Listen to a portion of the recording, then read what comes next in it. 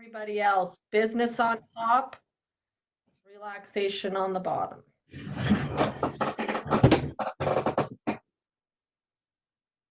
Okay.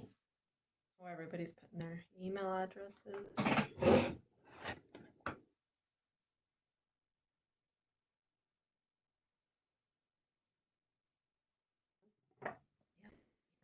I'm just doing this.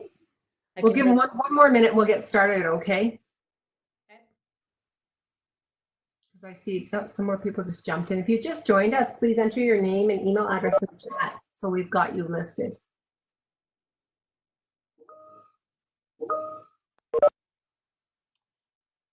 It's neat seeing this work.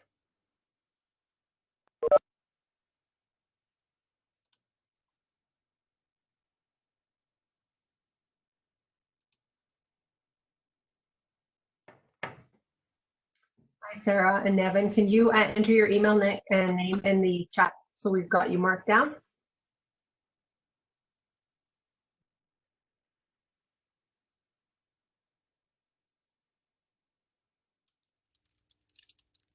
Taking a photo of the screen.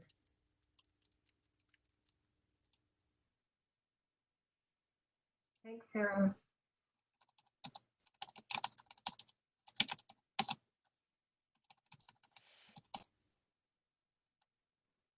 Well, I think we'll get started now.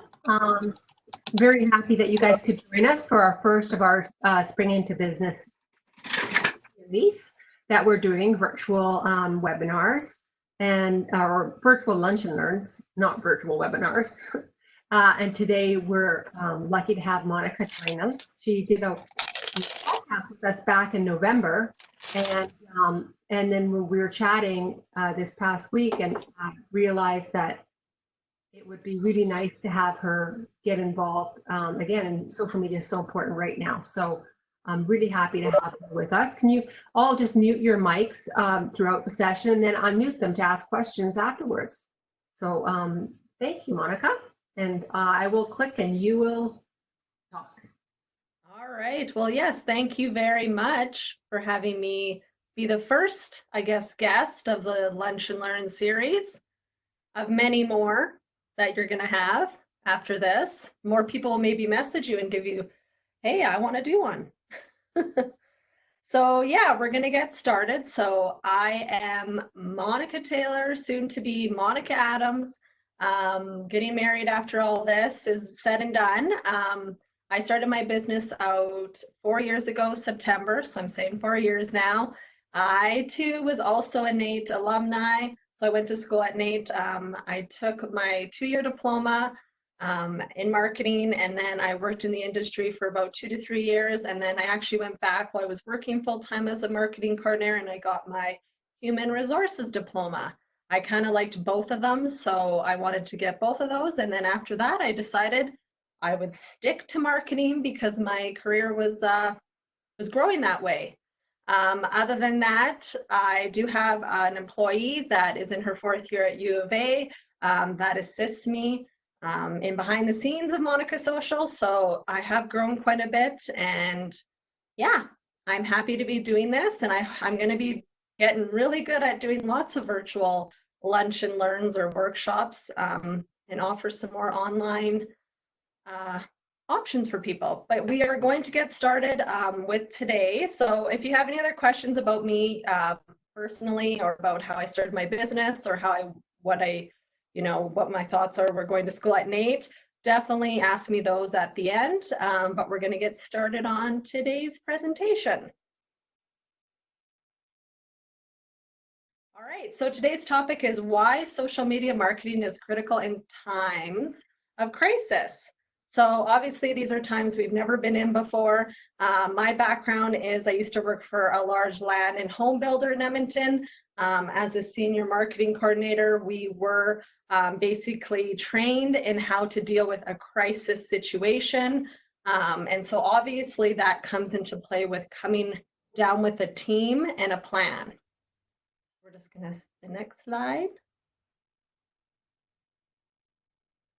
So I always say the first step is just to stop and come up with a plan. Now that's very vague. Obviously you're going to have to think about who is in, if you're an employee with the marketing department or you're just yourself, like myself. Even as an entrepreneur, it's still good to have a crisis communication plan. So when something like this happens, you kind of know who's going to be in charge, what you're going to be doing, and what kind of social media content you're going to actually be putting out there. But the biggest thing is just coming up with a plan and making sure that there is someone that is delegated to be doing the social media marketing messaging. And this person has the plan in place and is going to be communicating it professionally.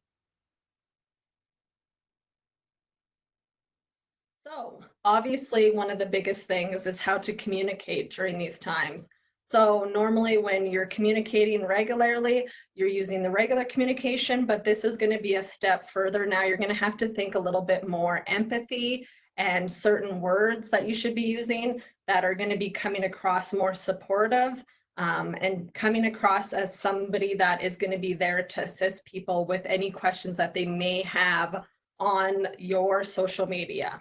Because the biggest thing is that most people are going to be watching as your business. They're going to be watching your social media and hoping that you guys are going to be at least communicating what your business is doing, what your plan is, and if your doors are going to be staying open, and maybe any other way that they can communicate to support you. So I always say that during your plan, you should be kind of making sure that you're actually thinking about how you're going to be communicating. It has to be a different tone than your normal messaging because it needs to come off a certain empathy way so that people can see that you're caring about the public. You're not just out there to sales pitch.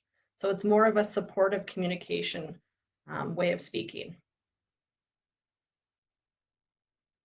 So one of the biggest things that I'm noticing right now, and I'm also having, is I have had some clients that have, of course, had to stop with their social media. I, of course, am always advising them to work with me to come up with a plan so that we can somewhat stay consistent, because it's better to be posting once or twice a week than just at least stop and not posting at all. Just tuning in, just make sure that you shut your mic off, just because we can hear some of your background noise there, and then put it back on, because I know we can all kind of hear the noise there. It's all good.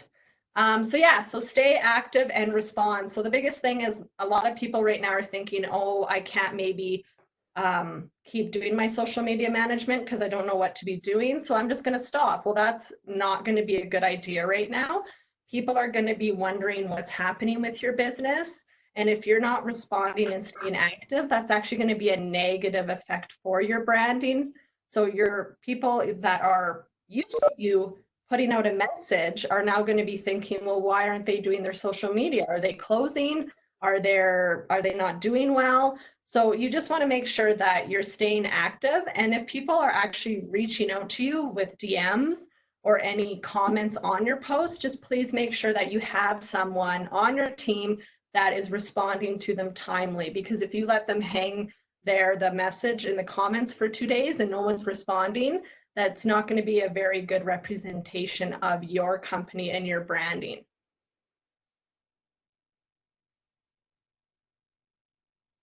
All right. Another big thing that I've come across right now is that a lot of big companies on Twitter, they often will have schedulers. So they'll use Hootsuite and all those secondary scheduler management softwares. So they'll use Hootsuite, Sprout Social, Later, any of those big ones to schedule out their social media posts, which is great normally. But if you had scheduled out posts 2 months ago, and those same messages are going out now, they might not be relevant, or they might not be sensitive to the certain event that's happening right now. I've seen a few big ones that have sent out messaging that has actually hurt their reputation. So basically, they've sent these messages out. Someone scheduled out on Hootsuite their social media for, I don't know, they did it for maybe the next 6 months, but the only problem with that is that those posts might not be okay to be posting now. So I'm asking everybody just to stop their scheduled posts, and to just kind of sit and make sure that they're using a social media content calendar per month, and that you're sitting and making sure that your posts are current and are going to be sensitive to this current crisis. All right. So also a thing that can happen with crisis is that a lot of people will use their social media platforms for a way of giving their opinion.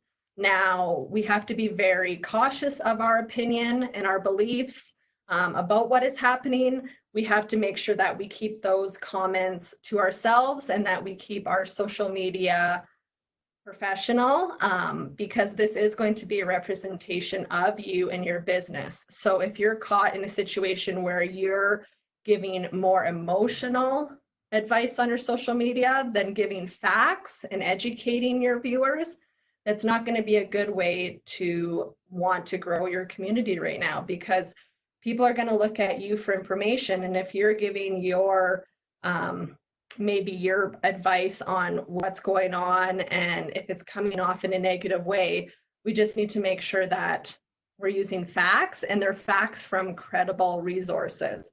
So it's the Alberta government, and you're not using facts from a website or a resource that is not credible. Okay, and then focus on how you can help your community. So right now with a lot of my clients, they're either having to kind of change their pace right now, or we're making the content calendar based on how we can help their community. So if you're a certain business like myself, I'm now thinking of ways that I can help my community. I can help them by what I'm doing right now, coming on a lunch and learn and assisting people on how to deal with their social media during a crisis. So you need to now think for yourself, and in the business that you're doing, their social media is how can they help the community? If you're a realtor, maybe you can help give some market advice or things that somebody could be doing right now, to show people your house virtually. Just try to think outside the box right now in ways that you can help your community, even if it's going live and giving your advice on how they can go fill out the CRA website. You know, if you're an accountant or whatever, think of ways that you can help people right now with your social media platforms.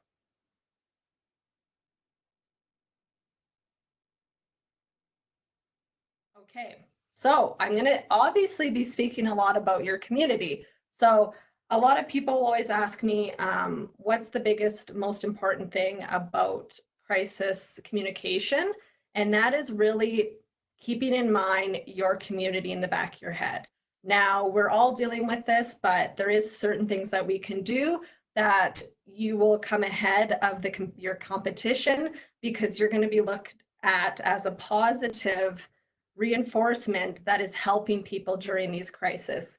So I always say, now more than ever, your community needs you and they need you to be there. So you need to make sure that you're coming on and you're being consistent with your posts, that you're offering any help and advice that you can to anybody, your clients, your followers, and more than ever, just try to connect with people. This is going to be very important, because people right now have a lot of questions. So they're going to be messaging you on your social media, on your emails, and asking you what you're doing and how you're going to weather this storm and how you're going to move forward. Okay, so help educate your community and be a leader. So that's kind of, again, with the last few slides, but I always want to say to everybody that I'm often working with my clients and telling them to be the leader, as in the resource that people are going to go to figure out something that your industry is in. So that's why I'm now doing these lunch and learns and trying to speak about how to deal with crisis communication on your social media, because that's the best thing I can do right now. If I'm not able to do things in person and workshops, I may as well try to help the general public in how to deal with these certain situations. So I'll have clients that will come to me and say, hey, you know, I'm having an issue with this or that, And then I'm the one that's kind of coming and saying, well, maybe deal with it this way. Well, maybe deal with it this way. So I'm trying to remind everybody right now that we have to keep our emotions aside and we have to just work on building our communities and being a leader. So whether that's just being somebody to listen to or to communicate questions to, that's also helping.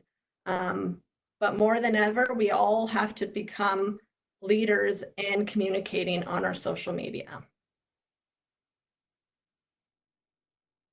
All right, so I have a couple links here that I wanted to give as references. So a lot of times I'm getting right now is people contacting me and saying, I would like to speak with, a business advisor, somebody to help me with weathering this storm right now or figuring out what I could be doing with my business. A lot of businesses now are having to shift their messaging and their communication messaging to do something different. They're pivoting. So they might not, be able to do in-person workshops, but now they're pivoting to online workshops. So we all just have to try to find resources on assisting us during these changes as entrepreneurs.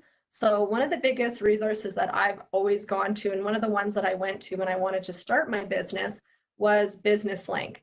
I went into Business Link by Nate, the big AMA building there by Kingsway, and I went in and I asked to speak to a business advisor.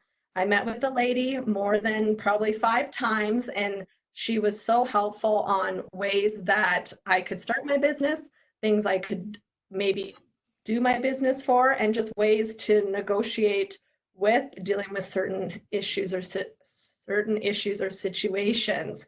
So I always tell everybody Business Link is a great resource.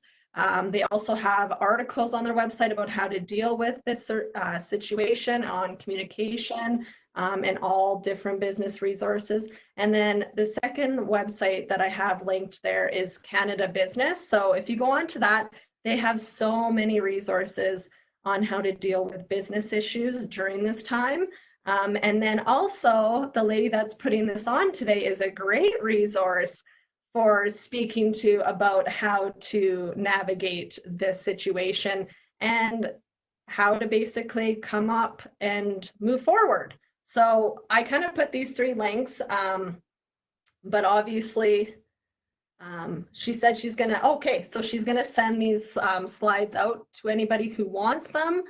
They are pretty vague. I just kind of speak while I do my slides, but these resources here are probably the 3 best ones that I would give to anybody right now that's looking for articles or anything to deal with crisis management or just how to move forward during this time.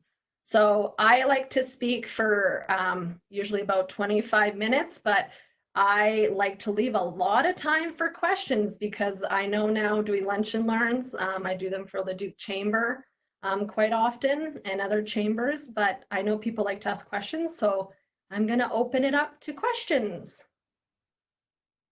If anybody has any questions. I'll start with a question while people are thinking.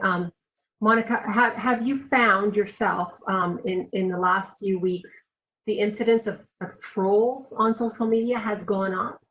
Yeah, so I've really noticed on my clients' accounts and my own account that I've had to watch putting up certain features on like Instagram. If I put up a question, one of the story features putting up a question, I will have a bunch of bots and stuff basically answer in there to try to sales pitch me. And I'm having a lot of email scams come through, and a lot of people just trying to get attention out of this current situation. So I'm telling a lot of people that if this happens, just make sure that you block and delete them accordingly because they're going to just keep trying. Okay, any questions from our people that have joined us today? Just unmute your mic and fire away. See, big questions. It can be questions about this, or it can be questions about who I am, how I started my business, any questions about I went to school at Nate. It's a pretty wide spread. No question is can't be asked, so don't be shy if you have a certain question to ask. A lot of people ask me about how I started my business, and they're just interested on maybe starting their own marketing or social media business. So I get lots of questions about that as well. So I know you guys have questions. Hi, Monica. It's Teresa. Hi. Hi. I thought I would just maybe make a comment and get your input on it as well. I find sometimes that in dealing with social media channels, they create their own crisis in terms of the tweet or the post that they create and put out there. And the one that comes to mind right away was Michael McCain from McCain Foods taking over the McCain corporate account, the McCain Twitter handle, and responding directly to Donald Trump, and criticizing him and essentially putting the spotlight on him for even causing the crisis, which was, if you'll recall, the downing of the Ukrainian jet on Iranian airspace. So just sort of, again, your thoughts around actually how people are handling their social media accounts and creating tweets that are outside of a structured process to kind of prevent that kind of stuff from happening. Your thoughts on that? Yeah, so there's a lot of that happening. There's a couple other companies that had some oopsies on Twitter with a couple beer companies, a couple food companies that had things go out that, ooh, Tim Hortons. yeah, that sure hurt them. We all seen it. They sure got in trouble, but the biggest thing is that should have never happened. The person shouldn't have had access to the account.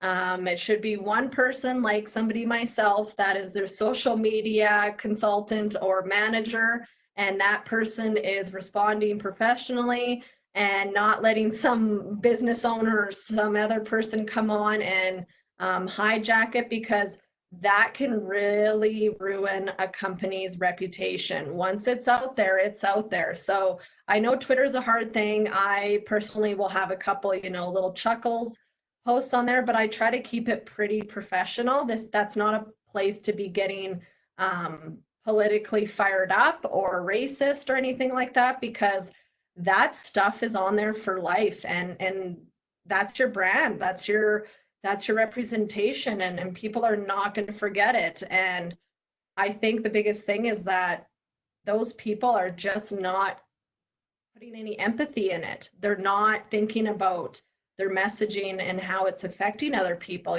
Like, we just need to be really kind right now and not jumping the gun to blame anybody for this, because that is not what we should be doing right now. We need to be building support and not pointing the finger at Trump or anybody right now. Yes, I concur. Thank you. I So think do it's been fascinating for everybody in the NAIT community that receives communications from NAIT. So all of our students and management team and everyone really to watch the crisis management unfold within NAIT itself. So as a communications person, I've really found that useful for the PR students, in fact, to see that every message that's coming at them is well crafted and consistent and on plan, right? These are the messages. Everyone shut down and deliver these messages. And it's been a really wonderful learning opportunity for the marketing students anyway. Getting real first-hand experience. Yeah, so it's just really interesting that we're in this situation, and hence, I don't know if you and Cecile talked about this in advance or if this was just fortuitous planning on your part to have this content. Yeah, I actually think you tuned into me going live, correct? Yes. Yeah, so I went live on my Instagram about 2-3 weeks ago when it first hit, and I went live about this. And then that's when she seen me go live on my Instagram and said, "Hey, you got all that content? Let's do a lunch and learn." So I think that's the biggest thing is we've got lots of spare time right now. So we should be thinking of ways that we can assist and try to do more videos and lunch and learns like this, because that's what we need right now is more community engagement.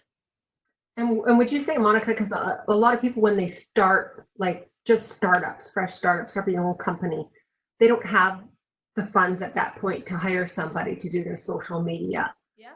That it's really, really important to take their emotions out out of the picture when they're crafting messages, and think, just like anything else, about who the end listener is. Yeah. Yeah. The biggest thing is I mean, I have clients, my business is pretty split. So I have businesses that I do their social media, but then I also do a lot of coaching and assisting people that are startups that can't afford to maybe have me yet do their social media. But the biggest thing is they're coming to me and saying, hey, can you help me make a content calendar? Can you give me some messaging content ideas, some messaging ideas, and things to do and don't do? Because I'm just a sounding board often for them to say, hey, can I say this? And I'll be like, nope, you can't say that. You need to be saying it this way. So a lot of that is just coaching and giving them kind of more, this is a plan, a social media content plan, and you just can't be doing whatever pops into your head that day that you want to comment on that happened on the news, because that is going to get you down a bad rabbit hole that you might not get out of, and you're thinking personal, not business. Does anybody else have any questions, comments? Hi. I was just wondering what kind of time frame you would go about revising like the media plan or content calendar that you planned out a few weeks or months in advance. Because I've noticed with lots of these companies, with all of their scheduled stuff, it's kind of not, like, I don't know if maybe someone didn't look at it a little bit sooner, or what you would suggest for that. Yeah, so what I've noticed with some of those bigger companies, some of them that I kind of know. I do know a lot of other social media consultants that I speak to in Edmonton, and they have me on Twitter, and we're all kind of, a little community that, if we really need to, we will message each other and say, hey, did you see this? Did you see this? But what I'm noticing is a lot of people are canceling their social media, unfortunately. We can advise against it, we can work with them, but a bottom line is if a store has had to close, they often cannot afford to keep us on. They might come back in a month or two. But the biggest thing with these big companies is I wonder if that they just don't have anybody doing it now, that they've had to lay off those marketing departments, unfortunately, are one of the first that kind of go during layoffs. So I think a lot of them just don't have anybody doing it now. And unfortunately, they don't have somebody going and clicking off those scheduled posts, which is really going to hurt them in the long run. Whereas, and they should be keeping some, like one person on as a social media manager and paying them how they can, paying a consultant like this behind the scenes, just somebody that is going to at least be representing their messaging properly, because they're just going to have the scheduled posts keep going out and people commenting on them. So if this whole craziness wasn't really happening right now and you had a client and you were planning out their content for the next little bit, like would you go in and revise that or kind of like evaluate it? How frequently would you do that? So with my clients, I meet with them, well, now virtually once a month, and we make the content calendar per month. I suggest this is the best strategy because things are changing so frequently right now that even with some of them that we've made the whole content calendar for April, I'm pivoting if they all of a sudden have something, an event or lunch and learn that they're speaking at.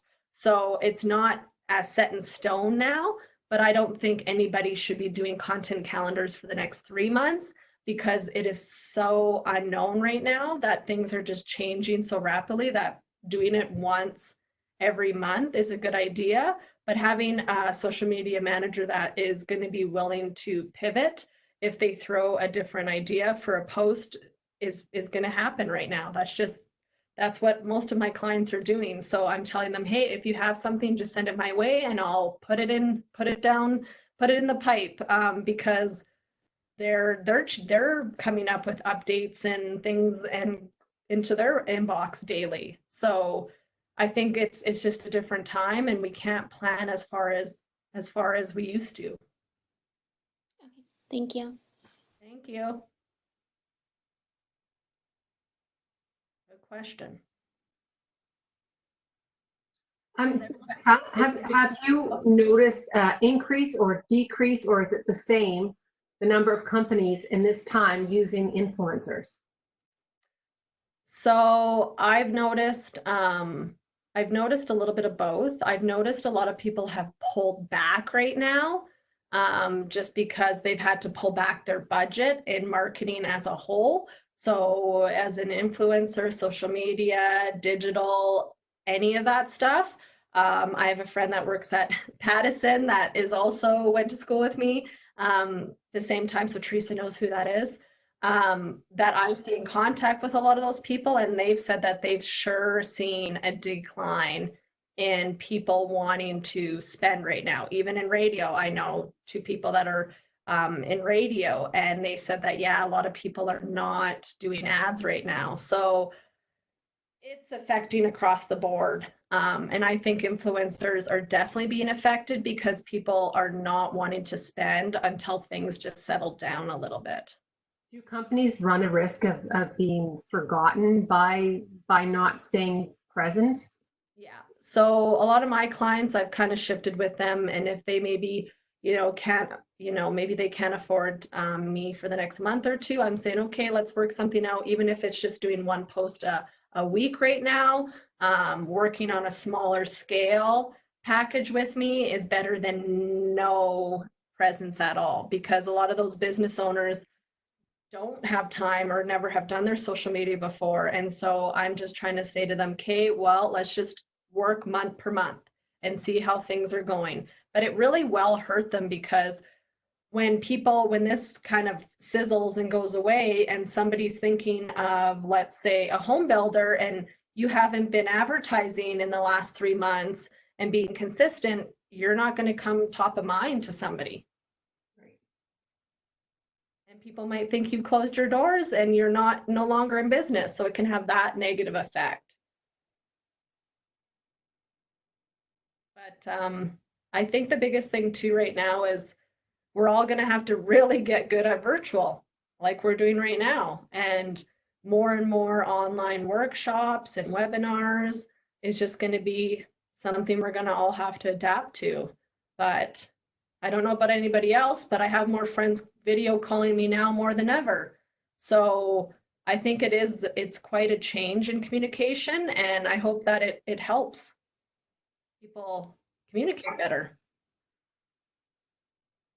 Teresa, do you find a lot of your students are asking questions about how this is going to affect them going into the workforce? The impact of COVID-19 overall? Yes, I am getting a lot of concern from my own family members, my own children, and students themselves. And, definitely I think that this seems very endless at the moment. It's unprecedented. But I also think, in the scheme of things, if we put this in perspective, that this will be a blip in time and things will return to normal. And to your point, Monika, this may open a whole new world of opportunity in itself. Like, think about, we've all been watching the memes, the embarrassing memes of people on video conference calls, Zoom calls, whatever, doing the wrong things at the wrong time. Even preparing my students for presentations yesterday, what is best practice in WebEx virtual presentations? Like, it's a whole new area of public relations, PR consultancy. Yeah. So look for the opportunities, right? Yeah, because I mean, hey, I remember doing mine back in it was a big auditorium with your class, and we all had to present and stuff like that. And now that's very different for students to have to sit on camera and still, try to be as professional and polished. And it's a different way but it's maybe a good thing because now they're going to be learning all this and just in time for learning how to be more virtual, because that might be a new reality that we're all faced with. I agree. It will help. I think this will go back to normal. Students will become employed again. It's a question of weathering out the storm. And if it's given anybody anything, it's a lot more practice in the whole interpersonal communication via these WebEx or Microsoft Teams or Zoom or whatever application you're on. So we're just going to get better at it. And I'm finding it myself, just even over the last few weeks, we're learning, right? It's all good.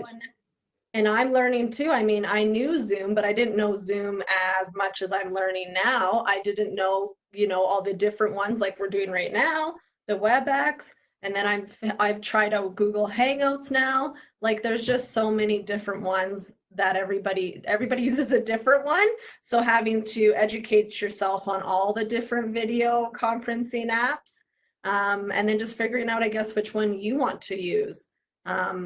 Because the biggest thing is for somebody like me, I need to be able to share slides and share my screen if I'm coaching or training someone. But that might not be a big deal. Like when I am meeting with Ivana, my employee, I just meet her on Google Meets because that's good enough for us to just chat and get our ideas across.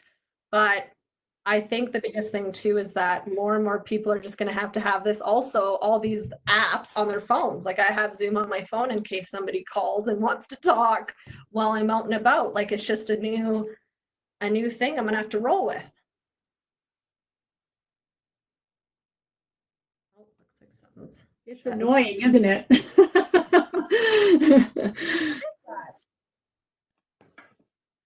Yeah, just all of these more additional ways to catch you via video.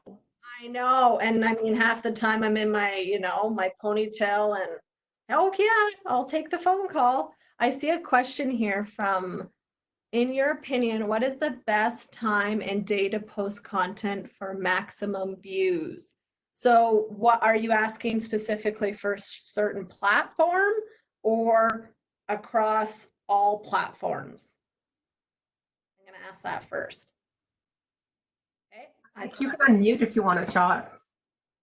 Oh, it's okay. For across all platforms. So my last company I was at was a big land and home developer out of Calgary, but I was based out of Edmonton. And we actually had a pretty big marketing budget. So we got to do focusing groups and testing on all platforms, what was the better time of day to post. And we basically came to the finding of that across all platforms, it is going to be changing depending on what industry you're in. So this is just an overall, but of course I always tell all my clients and everybody, I'm always teaching that you have to check your specific analytics for your company on each platform. But an overall study when we did it was on all platforms, the 3 best times are before people start work, so between 7 and 8 a.m. And then the second time is noon, because that's when most people are on social media because they're at work having lunch and nothing better to do.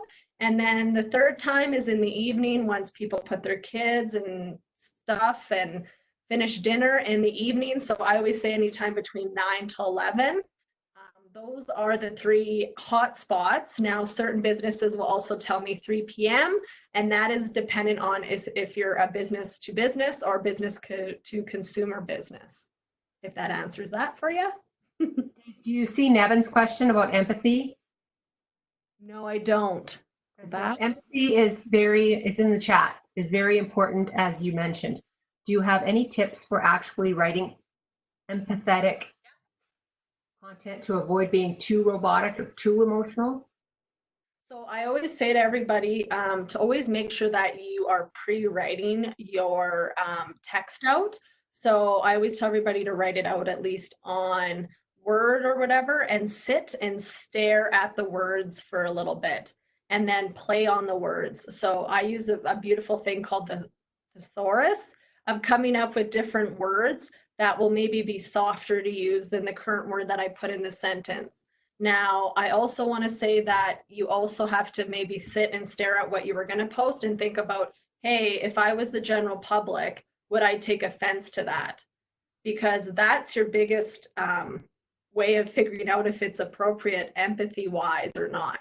If it's not, then you're going to go, okay, well, if I wouldn't post that for the general public, then I wouldn't be posting at all. Now there is, if you go on to Google, our best friend Google, and if you actually Google search empathy communication, you'll actually find some resources on there that will give you some wording and ways of starting your sentences out will come off more supportive.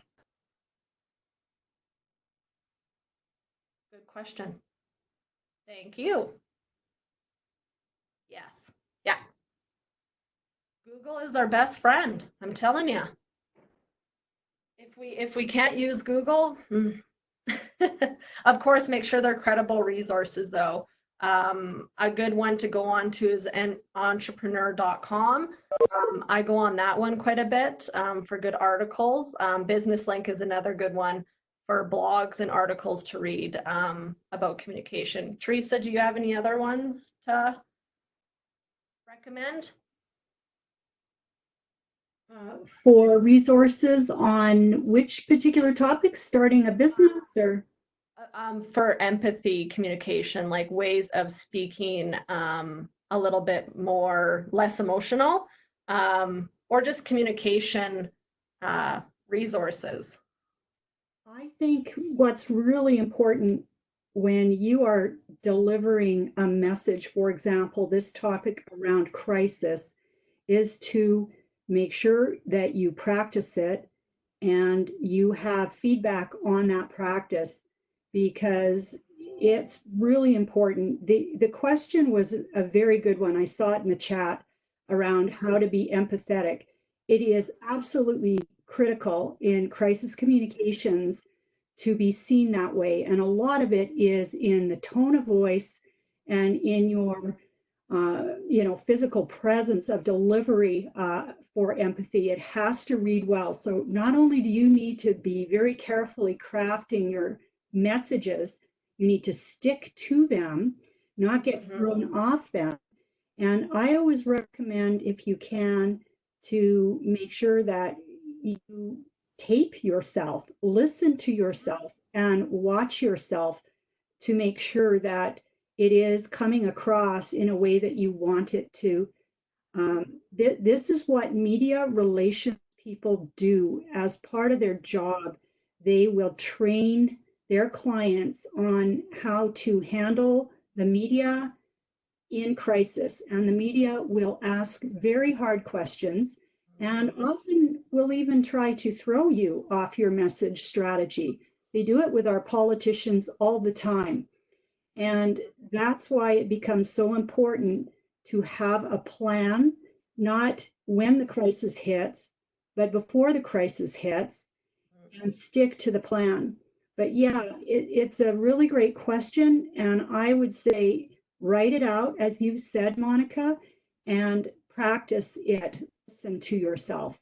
That's really good advice, actually, to like write it out and then maybe, set your phone or your gimbal and actually video yourself saying what's written down because you're going to see the tone and the way that you're expressing it.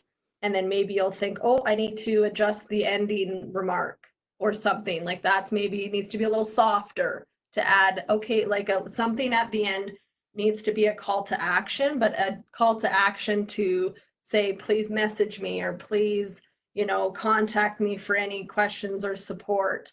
It needs to not just be like a bottom ending, no contacting the person at the end, because I think right now too is people just want to know that you're an open book, and that people can communicate to you.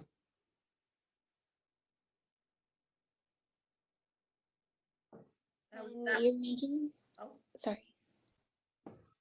When you're making social media posts on like Instagram and Facebook, I've saw lots of articles on whether to keep it short and sweet or kind of go into depth on topics. Would you suggest that people are actually reading those long posts that everyone, like those long paragraph and paragraph and paragraph posts, or is it best just to keep it short and sweet for business? Yeah. So on certain platforms, obviously the longer does a little bit better. So something on like LinkedIn, your average is you're probably going to have more people read it. On Facebook, you're probably going to have a better average of people reading it.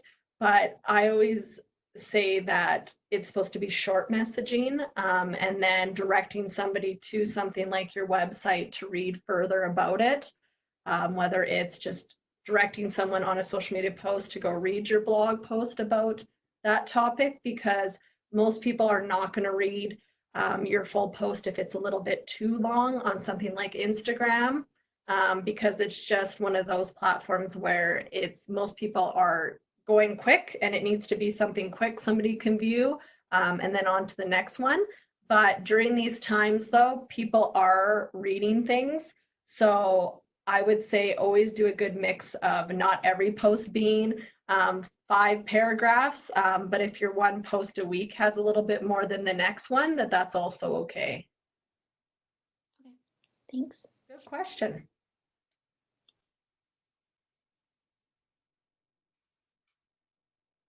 Looks like it's it. I think so. Well, thank you, everybody. Thank you, Monika. Thank you. And thank you, everybody, for joining us today. I will be sending out a short survey. I hope you take a minute just to fill it out. And if you want the slides, let me know and I will send them to you.